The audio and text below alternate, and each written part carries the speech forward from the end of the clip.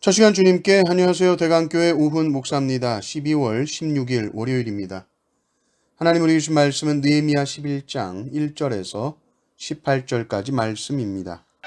백성의 지도자들은 예루살렘에 거주하였고 그 남은 백성은 제비 뽑아 10분의 1은 거룩한 성 예루살렘에서 거주하게 하고 그 10분의 9는 다른 성읍에 거주하게 하였으며 예루살렘에 거주하기를 자원하는 모든 자를 위하여 백성들이 복을 빌었느니라.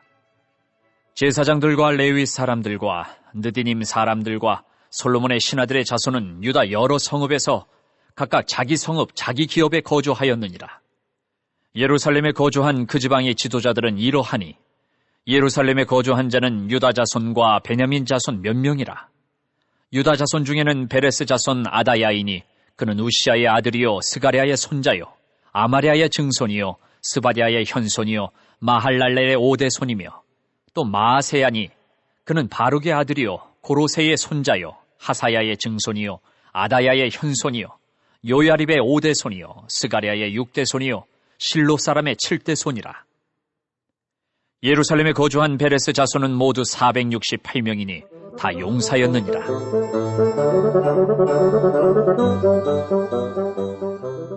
베냐민 자손은 살루이니 그는 무술람의 아들이요 요엣의 손자요 부다야의 증손이요 골라야의 현손이요 마아세야의 오대손이요 이디엘의 육대손이요 여사야의 칠대손이며 그 다음은 갑배와 살레 등이니 모두 928명이라. 시그리의 아들 요엘이 그들의 감독이 되었고 하스누아의 아들 유다는 버금이 되어 성읍을 다스렸느니라. 제사장 중에는 요야립의 아들 여다야와 야긴이며 또 하나님의 전을 맡은 자 스라야이니 그는 힐기야의 아들이요 무술람의 손자요 사독의 증손이요 무라요의 현손이요 아히두베의 오대손이며 또 전에서 일하는 그들의 형제니 모두 822명이요 또 아다야이니 그는 여로함의 아들이요 블라야의 손자요 암시의 증손이요 스가랴의 현손이요 바스훌의 오대손이요 말기야의 육대손이며 또 그 형제의 족장된 자이니 모두 242명이요 또 아마세이니 그는 아사렐의 아들이요 아흐세의 손자요 무실레못의 증손이요 임멜의 현손이며 또 그들의 형제의 큰 용사들이니 모두 128명이라.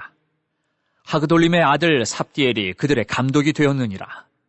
레위 사람 중에는 스마야이니 그는 핫숲의 아들이요 아스리감의 손자요 하사비아의 증손이요 분니의 현손이며 또 레위 사람의 족장 삽부대와 요사바시니 그들은 하나님의 전 바깥일을 맡았고 또 아삽의 증손 삽디의 손자 미가의 아들 mat냐이니 그는 기도할 때에 감사하는 말씀을 인도하는 자가 되었고 형제 중에 박부갸가 버금이 되었으며 또 여두둔의 증손 갈랄의 손자 삼모야의 아들 압다니 거룩한 성의 레위 사람은 모두 284명이었느니라. 아멘. 느헤미야가 성벽을 재건하고 제일 먼저 신경 쓴 것은 영적인 회복입니다. 그래서 학자 에스라를 불러오죠. 말씀의 부흥 운동이 일어납니다. 근데 중요한 것은 이것이 지속돼야 되는 것이죠. 이 은혜가 지속될 것인가, 금방 꺼질 것인가. 근데 지속되지 않을 수도 있겠다라고 느헤미야가 생각한 것이 왜냐하면 백성들이 예루살렘 근처에 살지 않습니다. 예루살렘을 중심으로 해서 사는 것이 아니라 다 자기들 농사 짓는 땅 중심으로 살았던 것이죠. 그러니까 한번 은혜를 받는다고 해도 다 자기 집으로 돌아가는 거예요, 일단은. 나무에 불이 붙었는데 이게 모아지지가 않고 다 따로따로 흩어진다면 금방 꺼집니다. 그래서 느헤미야가 세 가지를 생각합니다. 첫째는 유대인들이 예루살렘에 항상 거주해야 된다. 그런 사람들이 상주하는 사람들이 있어야 된다. 그래야 부흥이 지속될 수 있다. 또 제사장의 계보, 레위인 계보를 확실하게 만들어야 된다. 그리고 세 번째, 예루살렘 성벽 봉헌식을 한다. 이게 11장, 12장 이야기입니다. 먼저 유대인 중에 예루살렘 상주할 사람을 뽑아야 된다.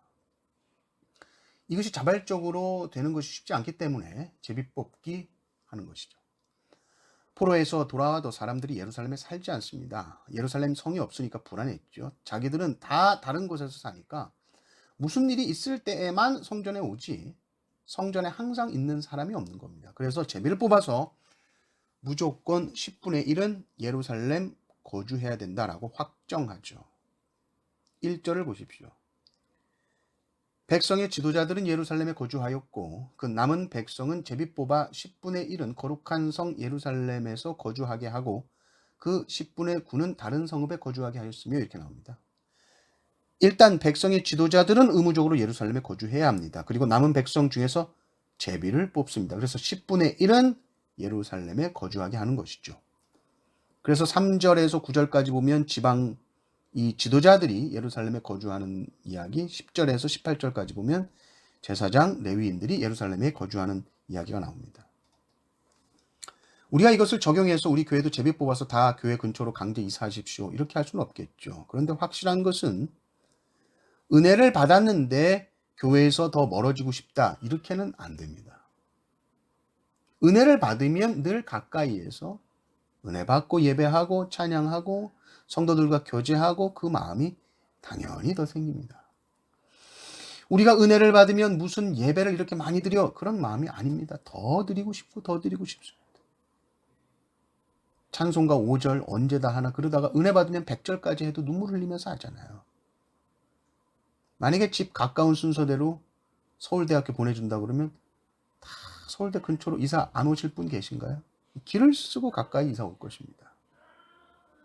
물론 오늘 말씀이 교회 가까이로 다 이사 오십시오 이 말이 아니라 우리의 마음이 우리의 심령이 늘 주님의 몸된 교회를 향해서 대로가 뚫려 있어야 됩니다. 시온의 대로가 시온을 향해서 뻥 뚫려 있는 마음이 우리 안에 넘치기를 바랍니다. 그래서 우리 대강교회 모든 성도들은 주님의 교회를 사랑하고 늘 섬기는 기쁨으로 충만하시기를, 그래서 교회가 항상 마음에 가까이 있기를 주님의 이름으로 축원합니다. 아멘.